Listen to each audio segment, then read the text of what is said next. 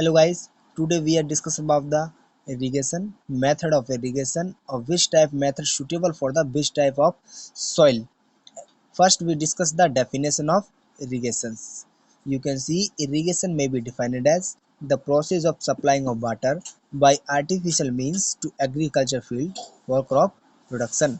यानी अप्राकृतिक तरीके से आप अपनी फसल उत्पादन के लिए जो अपनी क्रॉप में जो पानी आप दे रहे हो अपनी सतह पर वह आपकी सिंचाई कहलाएगा। मैं दोबारा रिपीट कर रहा हूँ, अप्राकृतिक तरीके से फसल उत्पादन के लिए क्रॉप को जो पानी दिया जाता है उसे कहते हैं सिंचाई। ठीक है। If water available to the plant from rainfall is not sufficient, it is supplemental by irrigation water. यदि आपका रेनफॉल यानी कि वर्षा का पानी आपकी क्रॉप की उपज के लिए सफिशिएंट नहीं है, पर्याप्त नहीं है, तो उसकी आपूर्ति या फिर उसकी पूर्ति हम सिंचाई के द्वारा करते हैं। सोर्सेज की बात करें तो रिवर्स और रिजर्वायर वाटर के लिए, वाटर जो है हमारे इरिगेशन के लिए सोर्सेज है हमारे रिवर और रिजर्वायर। कंट्रोल स्ट्रक्चर की बात करें तो barrage and head regulators. Distribution system की बात करेंगे तो इरिगेशन कैनल्स। अब हम बात करते हैं method of irrigation. Method of irrigation की बात कर रही है। जनरली 3 टाइप के मेथड हैं आपकी। फर्स्ट है आपका सरफेस इरिगेशन, सेकंड है आपका सब सरफेस इरिगेशन एंड थर्ड है आपका स्प्रिंकलर इरिगेशन। अब सरफेस इरिगेशन को भी हमने 3 भागों में बांटा हुआ है। फर्स्ट है हमारा फ्लोडिंग यानी कि बाढ़ग्रस्त सिंचाई, फर्रो मेथड यानी कि कूड़ विधि सिंचाई, कंटूर फार्मिंग यानी कंटूर मेथड से सिंचाई करना। अब हमने फ्लोडिंग यानी कि बाढ़ग्रस्त को भी 2 भागों में डिवाइड किया हुआ है, वाइल्ड फ्लोडिंग और कंट्रोलेड फ्लोडिंग। कंट्रोल फ्लोडिंग को भी हमने 6 पार्ट्स में डिवाइड किया है। फर्स्ट है हमारा free flooding, control laterals, border stripe, check और लेवल्स, बेसिन फ्लोडिंग और जिगजैग मेथड। अब हम वन बाई वन इनको डिस्कस करेंगे। उससे पहले आपको कुछ टर्म आप समझ लीजिए जो आपकी कंपटीशन एग्जाम से रिलेटेड है। ठीक है, ये सेमेस्टर एग्जाम्स के लिए तो है ही है आपके, लेकिन कुछ कंपटीशन एग्जाम्स के लिए कुछ पॉइंट आप समझ लीजिए। बात करते हैं duty of water. Duty of water मैं लिखता हूँ यहाँ पर, ड्यूटी ऑफ वाटर किसे कहेंगे? ड्यूटी ऑफ वाटर, देखो ड्यूटी ऑफ वाटर उसे कहेंगे a form of expression for the quantity of water require for irrigation to bring a crop to maturity. यानी एक फसल अपने पकने के लिए जितने पानी की उसे आवश्यकता होगी वह कहलाएगा duty of water. I repeat it, a form of expression for the quantity of water required for irrigation to bring a crop to maturity, that's called duty of water. Next है हमारा बेस। बेस किसे कहेंगे? The period of irrigation which crop require for full maturity. यानी कि एक तो था हमारा ड्यूटी ऑफ वाटर यानी कि अपनी मैच्योरिटी के लिए पकने के लिए कितनी आवश्यकता होगी। नेक्स्ट है हमारा base, the period of irrigation which crop require for full maturity. यानी कि पूरी तरह से पकने के लिए एक पीरियड, एक समय जो है, जो समय है उसे कहेंगे हम बेस पीरियड। ठीक है। नेक्स्ट आपको पूछा जाता है डेल्टा किसे कहती है। डेल्टा का सिंबल ये है, जनरली आप जानते हो डेल्टा। डेल्टा की बात करें तो डेल्टा का सिंबल आपका ये है। डेल्टा है क्या? The total depth of water required by A crop during the entire period the crop is in the field. यानी कि जब आपकी क्रॉप आपकी फील्ड में होती है उस एंटायर पीरियड में जितने भी पानी की आवश्यकता होगी, the depth, total depth of water requirement. ठीक है, जितने गहरे पानी की उसको आवश्यकता होगी आपकी क्रॉप को, वो कहलाएगा डेल्टा। ठीक है। अब मैं आपको एक चीज और बता देता हूँ यहाँ से, ड्यूटी ऑफ वाटर की बात करें, ड्यूटी ऑफ वाटर की बात करें तो इसका कैलकुलेशन करने का एक फॉर्मूला है, आप वो भी देख लीजिए। ड्यूटी ऑफ वाटर, वाटर इसका फॉर्मूला क्या है? अगर फॉर्मूले को मानेंगे 8.64 इनटू बेस पीरियड यानी कि बेस अपॉन डेल्टा। ठीक है, 8.64 इंटू बी से है आपका बेस पीरियड यानी कि बेस अपॉन डेल्टा। ये है आपका ड्यूटी ऑफ वाटर कैलकुलेशन करने का आपका फॉर्मूला। यहाँ से आपके, आई होप यहाँ से आपके बहुत सारे टर्म क्लियर हो गए होंगे जो आपकी जनरली कंपटीशन एग्जाम में पूछ जाती हैं। अब हम वन बाई वन सभी को डिस्कस करते हैं। फर्स्ट हम डिस्कस करेंगे सरफेस इरिगेशन। किसको डिस्कस करेंगे? Surface irrigation. है क्या सरफेस इरिगेशन? देखो यहाँ लिखा हुआ है, Surface irrigation in this method of water is applied directly to the soil surface. ठीक है, यहाँ लिखा हुआ है in this method water is applied directly to the soil surface from a channel located at the upper reach of the field. यानी कि आपका ये फील्ड है, ये आपका वाटर का सोर्सेज है, ये फील्ड नीचा है आपका, इससे ये ऊपर है फूड। ठीक है, तो डायरेक्ट जो सोर्सेज है, तो direct sources the directly to the soil surface from a channel, जो आपका माध्यम है उसके माध्यम से जो पानी डायरेक्ट आपकी फील्ड तक पहुंचता है, इसमें उसको कहते हैं हम सरफेस इरिगेशन। अच्छा, और क्या है इसमें, water may be distributed to the crop in border stripe, check basis और फर्रो। आपका जो पानी है, आपकी क्रॉप्स के लिए वो आपका डिस्ट्रीब्यूट हो सकता है आपकी बॉर्डर स्ट्राइप यानी कि पट्टी पर लंबी लंबी पट्टियाँ बना करके हो सकता है, चेक बेसिस यानी कि चौकोर स्टाइप में एक साइज की चेक बेसिस बना करके यहाँ से पानी आएगा, ये ऐसे हो सकता है, या फिर कूड़ बना करके यानी फर्रो बना करके आपका पानी जा सकता है इस मेथड में। ठीक है, तो अब मैं दोबारा समझा देता हूँ आपको। ऐसा सिस्टम, इरिगेशन का ऐसा सिस्टम जिसमें पानी अपने सोर्स से सीधे एक माध्यम से सीधे अपनी फील्ड में जाकर के पहुंचे, वह कहलाएगा सरफेस इरिगेशन। और इसको हम डिस्ट्रीब्यूट करने के लिए अपना बॉर्डर स्ट्राइप भी हो सकता है, चेक बेसिन और फर्रो भी हो सकती है। यहाँ कहा गया है two general requirement of the prime importance to obtain high efficiency in surface method of irrigation. अगर आपको सरफेस इरिगेशन की हाई एफिशिएंसी अगर हमको लेनी है तो उसके लिए टू हमारे जनरल रिक्वायरमेंट है, वो क्या है, फर्स्ट है हमारी प्रॉपर्ली कंस्ट्रक्टेड वाटर डिस्ट्रीब्यूशन, यानी कि अच्छी तरह से जहाँ से जो माध्यम है, जिस चैनल्स के माध्यम से हम अपना पानी लाएंगे वो प्रॉपर्ली कंस्ट्रक्टेड हो। ऐसा ना हो यहाँ से वो फूट रहा हो पानी, वहाँ से निकल रहा हो, है ना, यहाँ से उसकी बंड ऊंची हो, यहाँ से नीची हो, यहाँ गड्ढा हो, ऐसा ना हो। प्रॉपर कंस्ट्रक्टेड हो, यहाँ से जो पानी आराम से अपने एक सोर्स से अपने चैनल जो माध्यम के अनुसार अपने फील्ड तक पहुँच जाए। ठीक है, देन सेकंड है इसकी requirement proper land preparations permit uniform distribution of the water over the field, यानी कि लैंड प्रिपरेशन कैसी होनी चाहिए आपकी, बिल्कुल लेवल्ड में। ठीक है, ऐसा ना हो यहाँ ऊंची है, यहाँ नीची है, यहाँ गड्ढा है, ऐसा ना हो, तो प्रॉपर लेवल्ड में होनी चाहिए, उसको कहेंगे हम proper land preparation to permit uniform distribution. Next हम बात करेंगे सब सरफेस इरिगेशन की। सब सरफेस इरिगेशन किसको कहेंगे, in subsurface irrigation water is applied below the ground, यानी कि धरती के नीचे, भूमि के नीचे, below the ground surface by maintaining an artificial water table at some depth depending upon the soil texture and depth of the plant roots. ठीक है, कोई आर्टिफिशियल अप्राकृतिक तरीके से हम कर देगा, ये आपकी सॉइल है ऊपर, यहाँ पाइप्स बिछा दी जाएंगी या फिर टाइल्स बिछा दी जाएंगी जिनमें छेद होंगे, ठीक है, होल्स बने होंगे, यहाँ से पानी का सोर्सेज जाएगा और यहाँ से जब पानी हम देंगे तो ये आपकी क्रॉप को अवेलेबल हो जाएगा। लेकिन एक बात ध्यान रखिए, ये मेथड डिपेंड करता है आपका क्रॉप की, आपकी जो आपने फसल है उसके रूट डेप्थ पर, यानी कि रूट की गहराई कितनी है आपकी, ठीक है, और सॉइल का टेक्सचर कैसा है, सॉइल टेक्सचर पर आपका डिपेंड करता है ये। ठीक है, नेक्स्ट हम बात करेंगे स्प्रिंकलर इरिगेशन की, यानी कि बौछारी सिंचाई। बौछारी सिंचाई की बात करें, देखो इसके शब्द से पता लग रहा है बौछार, यानी कि कुछ फुहार जैसी बात आ रही है। ठीक है, तो in the sprinkler method of irrigation water is spread into the air and allow to the fall on the ground surface, यानी कि आपका जो पानी है स्प्रिंकलर मेथड में वाटर जो है आपका स्प्रे किया जाता है एयर में, हवा की तरफ, एंड ये फॉल यानी कि बिखर जाता है कहाँ पर, अपनी ग्राउंड सरफेस पर चारों तरफ। कैसे बिखर जाता है, the spray is develop by the flow of water under pressure through the small orifice और नोजल्स, या ऑरिफिस या फिर नोजल्स की सहायता से उसमें प्रेशर दिया जाता है जिससे ये आपका पानी जाता है। ठीक है, आपकी नोजल कैसी हो सकती है, आपकी नोजल फिक्स भी हो सकती है और रोटेट भी हो सकती है, यानी कि जो नोजल है जहाँ से पानी को डिस्ट्रीब्यूट होगा ये आपकी फिक्स भी हो सकती है और आपकी रोटेट यानी कि घूमने वाली भी हो सकती है।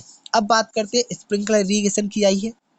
स्प्रिंकलर इरिगेशन की अगर बात आई है तो अगर जनरली आपके कंपटीशन एग्जाम से पूछा जाता है स्प्रिंकलर इरिगेशन हमको किस भूमि में लेनी चाहिए और किस भूमि में नहीं करनी चाहिए, इसकी कुछ लिमिटेशंस भी है, वो क्या है, फर्स्ट आप सुन लीजिए, sprinkler irrigation can't be used when soil infiltration rate is less than 2 millimetre पर आवर्स, यदि आपका इन्फिल्ट्रेशन रेट आपकी सॉइल का 2 मिलीमीटर से भी आपका कम है पर आवर के हिसाब से, तो आप इसे नहीं ले सकते, इस मेथड को यूज नहीं कर सकते, ये सूटेबल नहीं है। और क्या लिमिटेशंस है, wine speed is less than 15 और 15, यानी कि आपकी 15 से सॉरी आपकी जो वाइंड स्पीड है 15 से अधिक या फिर 15 हो, ठीक है, more than 15 and 15 kilometre per hour के हिसाब से अगर आपकी वाइंड की स्पीड है तब आपको इसे नहीं लेना है। और कौन सी भूमि में ये सूटेबल नहीं है, विद सेलाइन वाटर, यदि आपका वाटर सेलाइन है आप इसे नहीं ले सकते, ठीक है, साल्टी वाटर है तो हम इसका यूज नहीं करेंगे इस मेथड का अपनी क्रॉप्स के लिए, ठीक है। तो कौन सी भूमि में ये सूटेबल है, आपका भूमि में सूटेबल है जहां आपकी ऊबड़ खाबड़ यानी कि सॉइल की टोपोग्राफी ऊंची नीची है, उसमें ये सूटेबल है, ठीक है। अब स्प्रिंकलर इरीगेशन, हमारा जो स्प्रिंकलर इरीगेशन है इसमें बात आती है वाटर की, मतलब वाटर डिलीवर्ड कितना होता है अपना इसमें, ठीक है। The amount of water deliver by the sprinkler system is 1000 और more than 1000 litre per hour, है ना, यानी कि 1000 लीटर पानी या फिर 1000 लीटर से अधिक पानी आपका पर लीटर के हिसाब से, पर आवर के हिसाब से, जो लीटर में पानी है आपका पर आवर के हिसाब से आपका डिलीवर होता है, यानी कि 1 घंटे में आपका 1000 लीटर पानी, 1 घंटे में 1000 लीटर पानी आपका डिलीवर होता है, किस सोर्स से, स्प्रिंकलर सोर्स से। क्वेश्चन आता है इसी प्रकार से कि कितना पानी, हाँ, कितने amount of the water deliver by the sprinkler system, option में दे देगा आपकी 1000, 2000, 200, 500, तो आपको लगाना 1000, ठीक है। अच्छा, अब बात करेंगे हम अपने ड्रिप इरिगेशन की, किसकी बात करेंगे, ड्रिप इरिगेशन की बात करेंगे गाइस, ठीक है। अब मैं आपको एक बात बता दूं, जनरली ये जो ड्रिप इरिगेशन है ये डेवलप हुई थी आपकी इजराइल से, कहाँ से डेवलप हुई थी, इजराइल से डेवलप हुई थी आपकी ड्रिप इरिगेशन, ठीक है। और आपका जो ड्रिप इरिगेशन है और इसमें पानी जो डिलीवर होता है पर आवर के हिसाब से 10 to 12 लीटर पर आवर।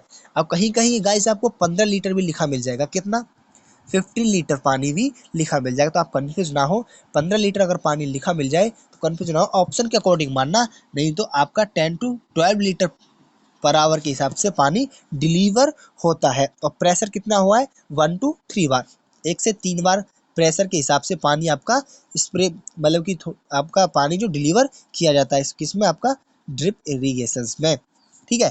आप समझते हैं ड्रिप इरिगेशन है क्या, ड्रिप इरिगेशन है क्या, देखो, drip irrigation is also known as trickle irrigation, हम इसे ट्रिटिकल इरिगेशन भी कहते हैं और माइक्रो इरिगेशन भी कहते हैं, सूक्ष्म सिंचाई भी कहती है, और localise irrigation is an irrigation method that save water and fertilizer by allowed water for drip slowly to the root of plant either on the soil surface or directly on the root zone through a network of valve, pipe, tubing and emitters, ठीक है।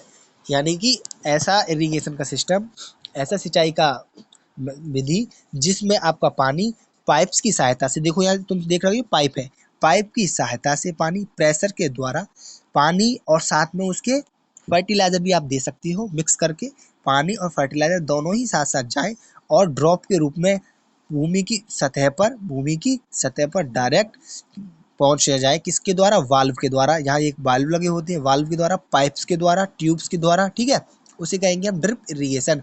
जब हमारी फसल में पानी एक pipes के द्वारा, वाल्व के द्वारा प्रेशर से पानी हमारा भेजा जाए अपने क्रॉप्स की रूट जोन में, यानी कि जड़ के पास में, ये आपका पौधा है तो पौधे की बिल्कुल जड़ के पास में बूंद बूंद करके ये पानी टपकता है, ये एक मेथड हो गया।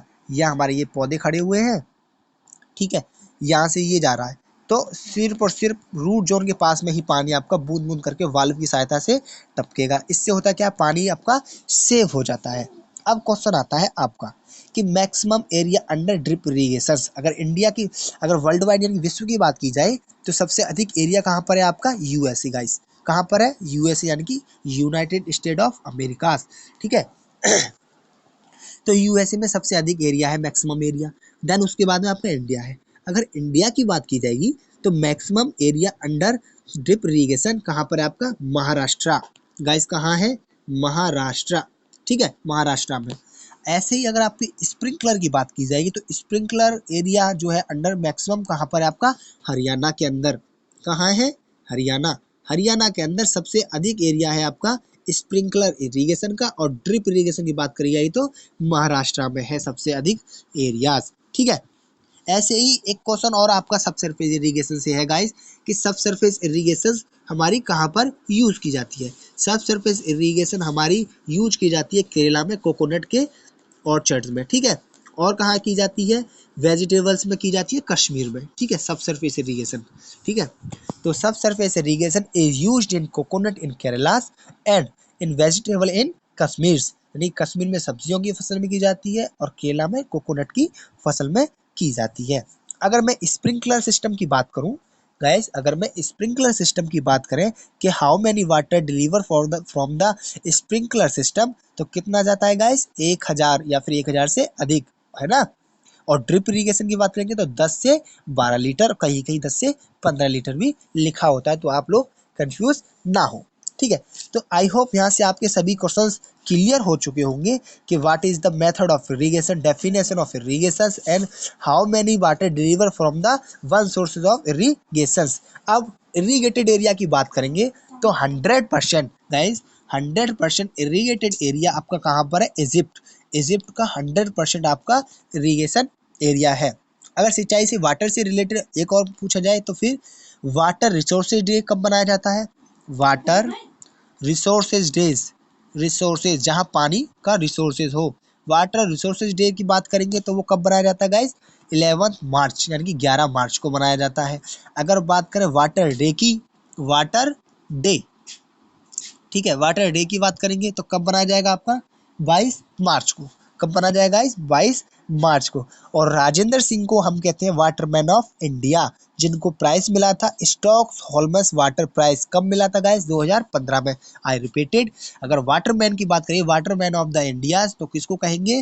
राजेंद्र सिंह जी को हम कहेंगे वाटरमैन ऑफ इंडिया। ठीक है, और उनको 2015 में यानी 2015 में उनको एक प्राइज मिला था। प्राइज का क्या नाम था? Stockholm water prize. Stockholm water prize 2015 में दिया गया था Waterman of India Rajendra Singh. ठीक है, अच्छा, अगर बात की जाएगी वेल से इरिगेशन का हाईएस्ट एरिया कहाँ पर है, तो आपके उत्तर प्रदेश में गाइस, यूपी। यूपी में वेल से इरिगेटेड होने का एरियाज है सबसे हाईएस्ट। तो UP has the highest area in the well irrigation, यानी कि कुएं से, जो ट्यूबवेल से या हेडपंप से जो पानी दिया जा रहा है वो सबसे अधिक है आपका यूपी में। देन उसके बाद में AP has the highest area under the tank irrigation. ठीक है, आंध्र प्रदेश जो है आपका टैंक इरिगेशन से सबसे अधिक आपकी सिंचाई की जाती है। ठीक है, अगर बात करेंगे average irrigation depth of India की तो कितनी है? 0.8 हेक्टेयर मीटर। तो मैंने आपके जितने भी की पॉइंट्स थे मैंने आपको यहाँ से आपके बता दिए हैं। नेक्स्ट मैं आपके लिए एक स्लाइड सेंड करने जा रहा हूँ आपके लिए, ये देखिए। अब बात करते हैं फ्लोडेड इरिगेशन की।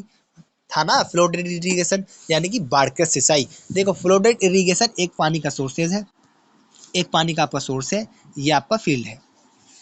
यहाँ से आपका पानी किसी चैनल के थ्रू आ रहा है, कोई एक माध्यम है यहाँ से पानी लाने का। ठीक है, यहाँ से पानी डायरेक्ट आपके फील्ड तक पहुँचा दिया जाए और उस पर कोई कंट्रोल ना किया जाए। छुट्टी का पानी आपका चल रहा है यहाँ, चाहे पानी आपकी क्रॉप्स के ऊपर हो जाए या फिर क्रॉप से बाहर निकल करके किसी पड़ोसी के खेत में भर जाए, कोई प्रॉब्लम नहीं लेते हो आप लोग। ठीक है, तो सबसे ज़्यादा हानि इसी लॉस वाटर की इसी मेथड से होती है। तो ये हमारा सफिशिएंट नहीं है। ये हमारा कहाँ यूज किया जाता है? जहाँ पर नहरें, जहाँ कैनाल्स की ज़्यादा सिंचाई की जाती है, वहाँ के द्वारा ज़्यादा, जहाँ कैनाल्स के द्वारा अपने फील्ड में जब सिंचाई की जाती है तो इस मेथड का प्रयोग किसान ज़्यादा करते हैं। अगर पूछा जाए, अगर क्वेश्चन आ जाए आपके लिए कि least requirement of the labour in which irrigation method, यानी कि कम से कम आपके लिए लेबर की आवश्यकता हुई कौन से आपके सिंचाई के मेथड में, तो वो कौन सा है आपका? यही फ्लड इरिगेशन। ठीक है, ये आपका लिखा हुआ है फ्लड इरिगेशन, आप देख सकते हो यहाँ पर फ्लड इरिगेशन से। नेक्स्ट है आपका पार्टिकल फ्लोडिंग, यानी कि कम कंट्रोल कह सकते हो, पार्टिकल फ्लोडिंग कह सकते हो, कंट्रोल करके जब हम अपने, ये हमारा पानी का सोर्सेज है, ये हमारा फील्ड है, लेकिन हम अपनी फील्ड में कूड़ बना लें, यानी कि फर्रो बना लें, और वह पानी के सोर्सेज से पानी आ रहा है, पानी के सोर्सेज से पानी आया और इस प्रकार से सोर्सेज से पानी कूड़ में जा रहा है, तो ये कंट्रोल्ड हो गया। या फिर पार्टिकल फ्लोडिंग, यानी कि कम मात्रा में हमारी पानी की हानि होगी, यानी कि हमने यहाँ कुछ कूड़ बना ली है जिससे हमारा पानी अच्छे से लग जाएगा कम समय में। अब बात करते हैं बॉर्डर इरिगेशन की। यहाँ लंबी लंबी क्यारियाँ जो बना लेती है, इसको बॉर्डर स्ट्राइप या फिर बॉर्डर इरिगेशन कहती है, जिसमें पानी दिया जाता है। सबसे अधिक सूटेबल मेथड यही है। और आपका अगर पूछा जाए वीट में कौन सा मेथड यूज किया जाता है, ये बॉर्डर इरिगेशन मेथड ही यूज किया जाता है आपकी वीट की क्रॉप में। अगर पूछा जाए आपकी ऑर्चर्ड जो क्रॉप है यानी कि बागानी फसल में कौन सा मेथड यूज किया जाता है, तो वो है गाइस आपका बेसिन और रिंग मेथड। इसमें होता क्या है, आपका एक ऑर्चर्ड का प्लांट है, आपका पौधा है, और इसके आसपास एक रिंग यानी कि थाला यानी कि बेसिन बना दिया जाता है। फिर एक आपका प्लांट है, इसके भी चारों तरफ थाला बना दिया गया, और एक पानी का सोर्सेज है, पानी यहाँ से डिलीवर्ड हुआ और यहाँ से इधर यहाँ तक गया।